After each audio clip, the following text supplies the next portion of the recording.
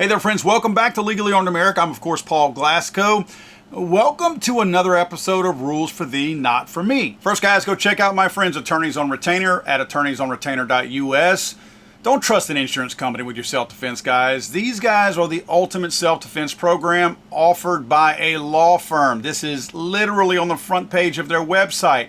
These guys are going to cover you whether you are charged or convicted of a criminal act, take a plea deal, use an illegal weapon or firearm, hope you're not. They provide coverage in all 50 states, have a 24/7 emergency line. 100% of your criminal and civil defense fees are covered through trial. If you go there now and sign up, you will get $50 off your one-time sign-up fee. That's $50 off the $100 sign-up fee. Go there now, use my code FTATF. Again, that's attorneysonretainer.us. You ever wonder how some of these judges and politicians who say that they're gun people and that they actually carry sometimes on a daily basis, how they feel about gun laws, anti-gun laws, discriminatory gun laws that take guns away from honest law-abiding people?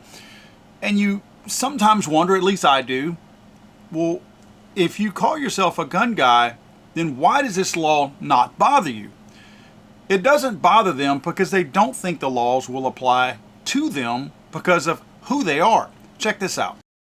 Wayne County Circuit Court Judge Cynthia Latoy Miller could be spending time in someone else's courtroom very soon because of what she brought into Detroit Metro Airport. 7 investigator Ross Jones has the details tonight and what the judge's lawyer is now saying. I am Cynthia Latoy Miller, your accessible judge at 36th District Court. On the bench and in campaign ads, Judge Cynthia Miller is a familiar face. Since 2006, she's been a judge in Detroit, first at 36th District Court, and since 2019 at Wayne County's 3rd Circuit. I've never been disciplined publicly or privately, so I am doing what you have asked me to do, Detroit. But the judge ran into some trouble this past weekend as she was traveling out of state. While going through airport security here at Detroit Metro, TSA found this .380 caliber Smith & Wesson firearm. It was loaded and in the judge's purse.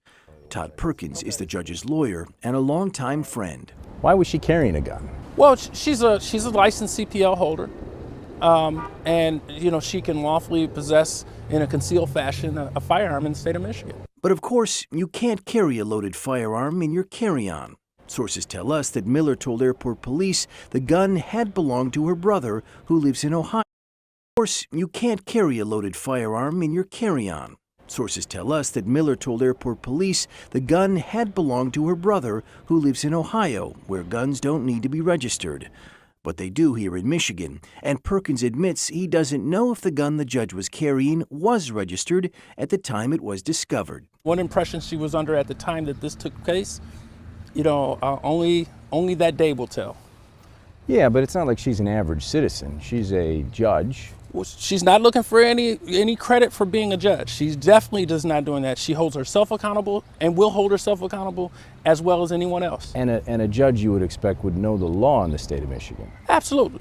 Absolutely. And we're not running from that. Perkins says the judge is facing the charge of carrying a dangerous weapon in an airport, a misdemeanor offense that carries up to 1 year in jail and a $1,000 fine. He says Judge Miller has been going through a difficult time recently, caring for a close loved one who's facing health challenges, and that her mind may have been elsewhere. That's no excuse, he says tonight, and insists the judge received no special favors from airport police. I don't think that there's been any special preferential treatment for her for this particular matter. I often wonder how politicians, and even judges in this case, can sit there with a straight face and support some of the anti-gun laws that they get behind. And I know this judge certainly gets behind anti-gun laws because she was appointed by Gretchen Whitmer in Michigan, and if she were not in total agreement with Whitmer's anti-gun platform, she certainly would not have been appointed. So we know where she stands based on the association with the governor of Michigan. But yet, she sees the value in carrying a gun on a daily basis, right? She can sit here and say that she doesn't believe in the right of people to carry, but she's a hypocrite and a liar because she clearly sees the reasoning behind that. I mean, by God, she lives in Detroit, right? I mean, you'd be crazy not to think that, regardless of what type of security you have. So this woman sees our side of the argument of needing and requiring a firearm to be on your person every single day, so much so that she lost track of the fact that she was carrying when she carried into the airport. I do truly believe that this was an accident by this judge. I don't think she intended to carry it. She can't be that stupid. Even a person who aligns himself with Whitmer can't be that stupid. So I do think this was an honest mistake. How would we be treated in the case of an honest mistake? I believe you can be fined $1,000 and spend a year in jail. What do you think is going to happen to this lady? Same thing I'm thinking. Now, let's talk about some of the other laws that nobody else seems to be talking about out there. The claim is that this weapon is not hers. Why does that matter? It matters because in the state of Michigan, you have to register your firearms. This gun is not registered in the state of Michigan to anybody, let alone to this judge. Where'd she get it? She claims she got it from her brother in Ohio, who's not required. Ohio is not. People in Ohio are not required to register a firearm. Now, I want to get this disclaimer out of the way real quick before anybody starts pounding my comment section. I agree there should be no such laws. There should be no registration. There should be no transferable laws. However, they have these laws there already. They're in place. If you're going to make me follow them, then you follow them. So back to the brother. So if the brother bought the gun in Ohio, and if this is his gun, even though he has not sold this gun to this judge, his sister, it was still transferred to her. Guess what the state of Michigan has? The state of Michigan has what they call universal background checks, which actually means outlawing private sales or transfers. That does not mean just selling a gun. That means if you give a gun or loan a gun, you still have to fill out a background check. So somewhere, something was done incorrectly. So let's look at the two scenarios, right? If one of them is that this truly is the brother's gun, right? The brother bought it in Ohio, and if he transferred it to his sister in Ohio, right?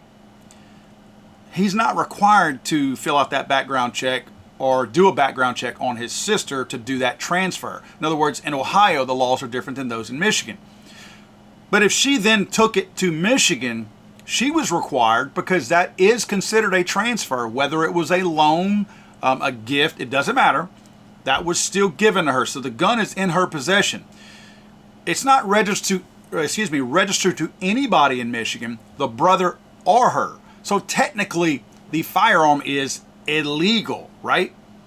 So if she says that, oh, my brother gave it to me when he came for Christmas, or he left it here when he came for Christmas, then that means two things happen in Michigan: the illegal transfer of a firearm and still an unregistered firearm. Now again, don't come at me with these are unconstitutional laws. I know that. I'm trying to point out the fallacy in rules for thee and not for me, is what I'm trying to show here. Keep an eye on this one and see what happens. Will either of these laws that potentially were broken be brought up? I don't think so, but I guess we'll have to wait and see. Now, as I said at the beginning of the video, one of the problems that I have with a lot of these people out there, because you hear about this all the time, you hear about some of these really rabid anti-gun people, not this judge in particular. I did a lot of research on her, and I don't find anything anti-gun that she's come out about, right? She's not been standing in protest and, chanting anti-gun stuff. Again, I know she probably supports that, because as anti-gun as Whitmer is, that had to have come up in a conversation before she was appointed in the state of Michigan. But nevertheless, she clearly sees the value in having a gun. And I often wonder, when you have these politicians, and including the judges, who come out and they talk about how we need to get guns off the street, and we need to do this, we need to do that. A gun in the house is unsafe. An unsecured gun is unsafe. A loaded gun is unsafe. Why do you want to carry a gun? Because that's going to make us like the Wild Wild West. Well, all of those arguments now apply to this judge. Was she headed to a Wild Wild West shootout? She had a gun on her. So anybody in the anti-gun movement out there who thinks that somebody who concealed carries is somehow going to promote the Wild Wild West shootout. That never happens, by the way, but we hear about it all the time in the new states that have constitutional carry. But nevertheless, this judge, was she headed to this shootout? Because she was going to an airport. Again, I do believe this is an accident, but she was going to an airport. So I don't think that there was going to be a Wild Wild West shootout pop off there. Are unsecure guns unsafe to this judge? Does she feel like there should be a law in place to keep unsecure guns from somebody else getting their hands on it? Because she left her gun unattended as it went through the x-ray machine.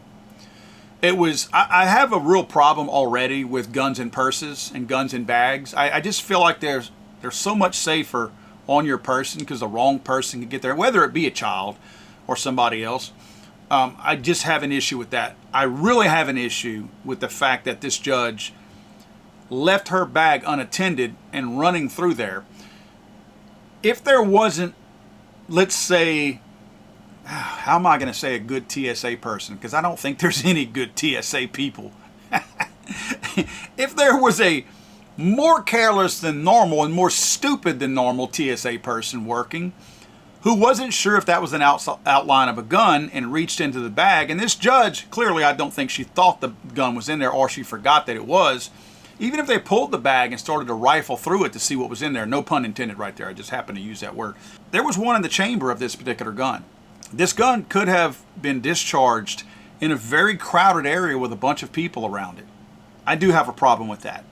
I think forgetting your gun in the bag is not an excuse. I don't think the fact that you just forgot about it is okay.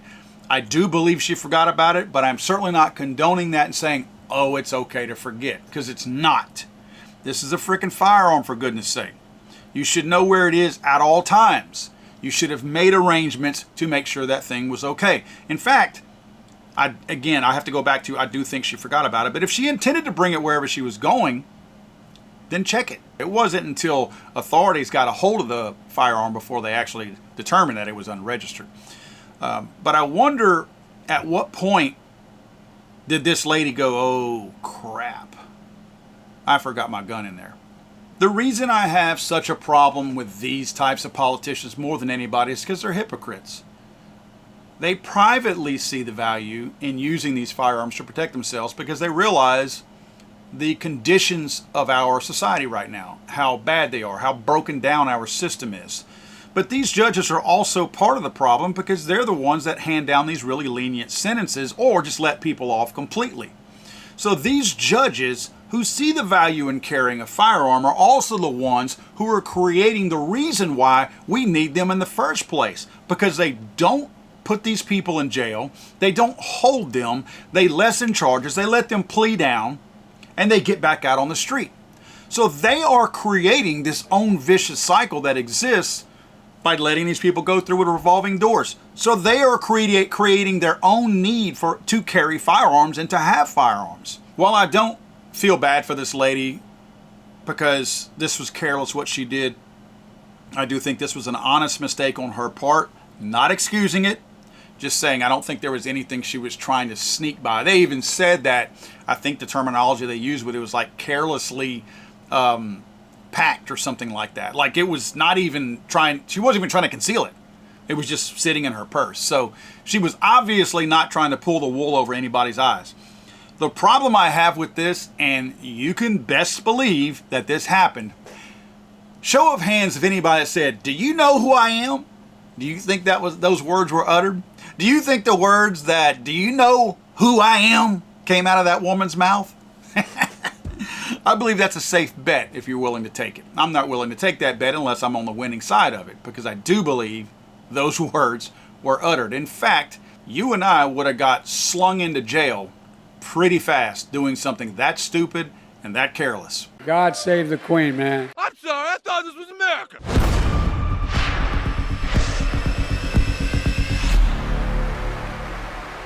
He's over.